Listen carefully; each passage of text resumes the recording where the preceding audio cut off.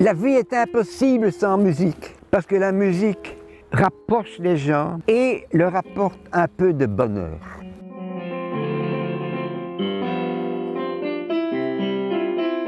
J'ai commencé le piano assez jeune parce que j'adorais ma sœur. Ma sœur était une grande pianiste classique.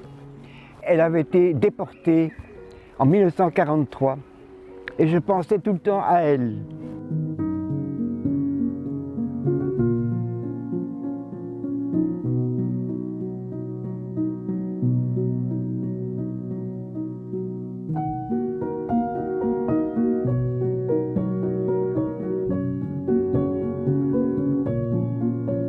Et comme je pensais tout le temps à elle, je me suis mis au piano et je suis devenu pianiste de jazz.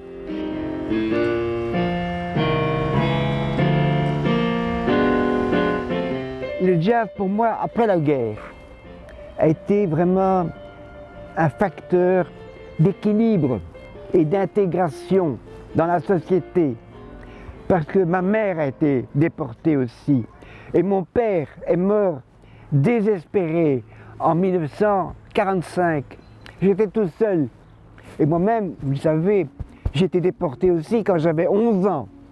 Et par miracle, j'ai sauté du train du 20e convoi.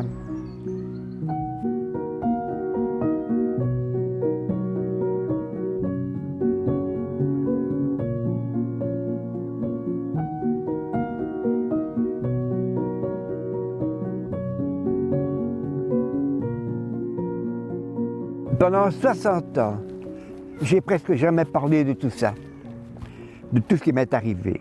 Et puis au bout de 60 ans, on est venu me dire que je devais témoigner, écrire un livre. J'ai écrit un livre. Et depuis lors, ce livre ne m'a pas changé, mais il a changé ma vie.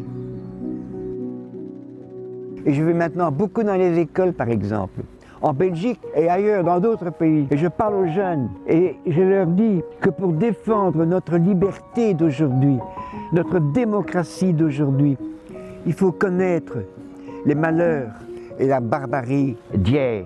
Et je leur dis que la vie est belle aux jeunes, mais que c'est un combat permanent.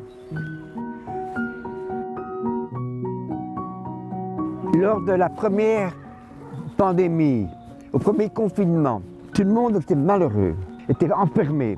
Et ce jour-là, ma fille me dit « Papa, ouvre la fenêtre et joue du piano pour les voisins. » Au début, je n'osais pas, parce que je suis timide.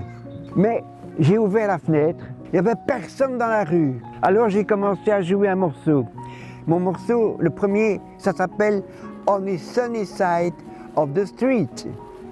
Et puis j'ai attaqué un deuxième morceau, et je lève les yeux. Et qu'est-ce que je vois? Plein de monde devant ma maison. Et des gens aux fenêtres qui applaudissaient. S'il y a de nouveau un confinement par malheur, je vais rejouer pour les gens.